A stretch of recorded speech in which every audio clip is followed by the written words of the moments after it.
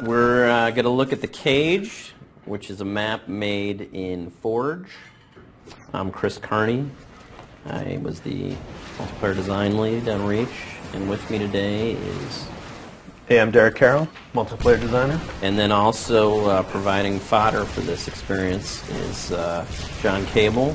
John was the engineer who really helped make Forgeworld a reality.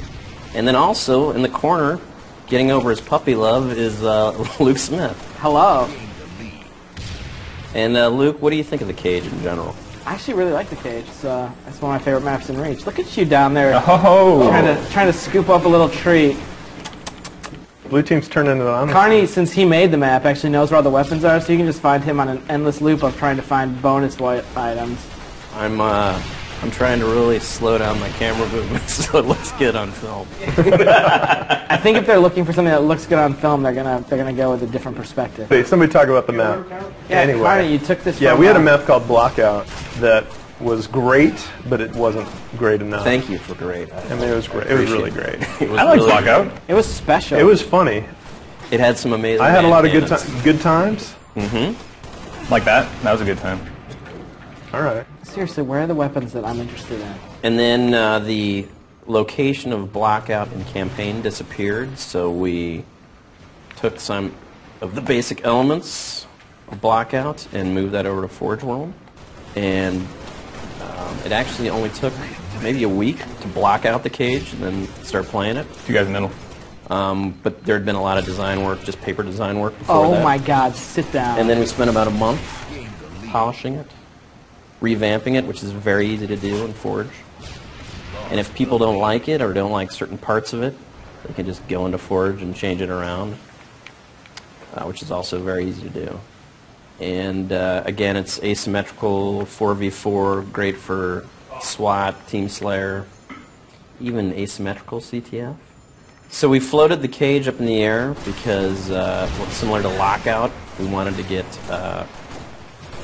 first of all, let the cliff provide some orientation on the map, because it gets a little confusing with all the Forge pieces.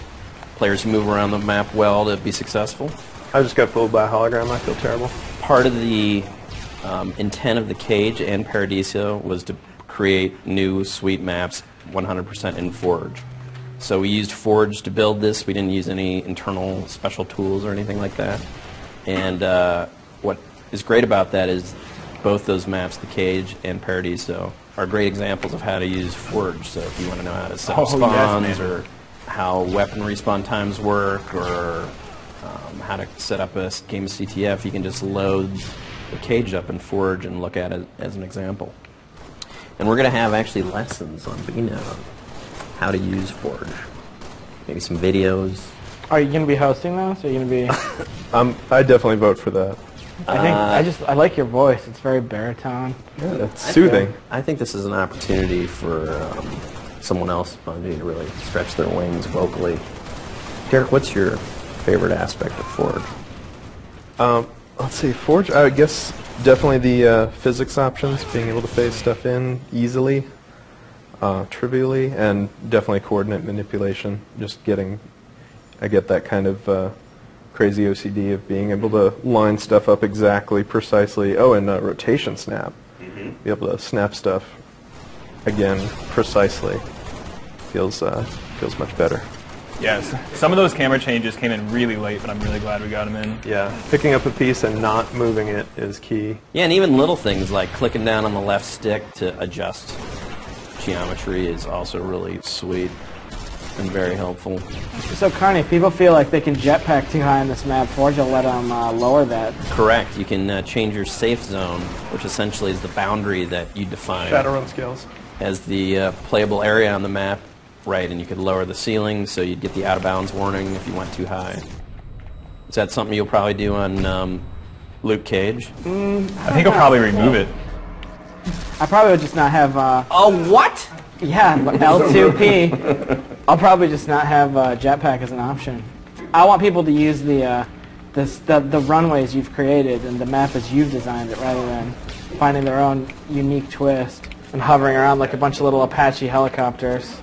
How do you feel about that spawn, Carney? That was good. I'm really happy with Paul Llewellyn's work on the spawning system. Wow. Wow. No, I love Paul Llewellyn. He's not here to defend himself. He's like 17. And I was the one who set up the spawns on the map. I mean, Cable's visiting a little place called the Zone right now. I don't think I've not gotten a double kill. Hugging Cable so hard right now, Luke Smith. Just building him up. Cable's good. Cable's Yeah, a great player. What about Luke Smith? I thought he was good at this game. Luke Smith was a great man, but that was another life. Okay. You are awful. Yeah. Yeah, before he got weak. So why do you get a puppy? Why? Yeah. Just because I don't feel like a cat would give me enough love and affection. Then you need more love and affection in your life? Is Yeah, that what we're going yeah. on? Okay. It's an empty, hollow place. So that is the cage. So if you are interested in making your own Forge creations, Halo Reach comes out September 14th. 9/14, Reach. The Swan Song, Farewell. It is. Hasta la bye-bye. It is. And I hope people like it. Stats were not good. Actually, the stats are great. Let's check those out.